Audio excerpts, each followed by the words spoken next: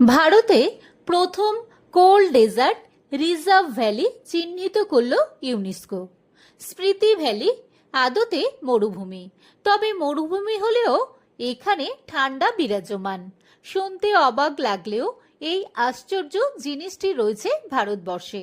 হিমাচল প্রদেশের লাহুল স্পিতি ভ্যালিকে এবার দেশের প্রথম কোল্ড ডেজার্ট বায়োস্ফিয়ার রিজার্ভ হিসাবে চিহ্নিত করল ইউনেস্কো।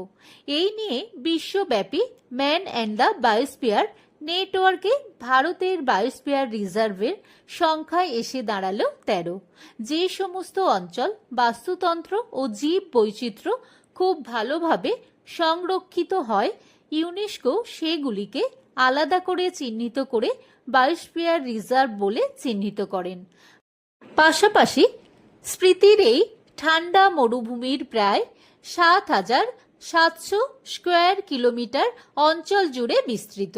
তার মধ্যে ৭,৫৯১ কিলোমিটার স্পিতি ওয়াইল্ড লাইফ ডিভিশনের অন্তর্গত। এর সঙ্গে জুড়ে রয়েছে বরচালা পাস, সারচু, ভরতপুরের মতো জায়গা এবং লাহুলের বনাঞ্চল।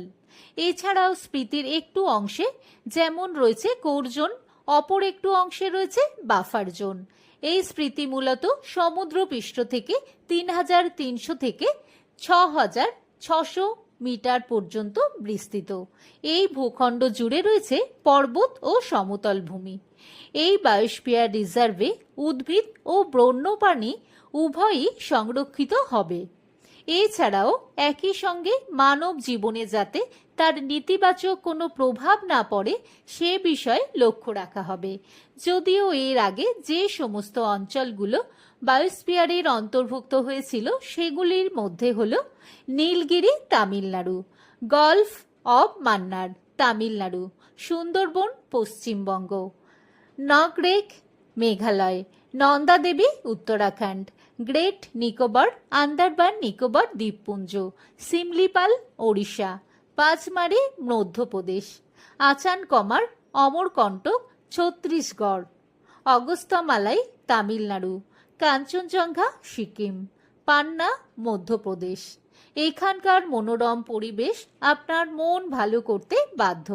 তাছাড়া এখানে আসলে আপনি দেখতে পাবেন কিবর ও তাবো মঠ, Chandratal lake, pine valley national park, কাজার মতো জায়গা পর্যটকদের আকর্ষণের কেন্দ্রবিন্দু।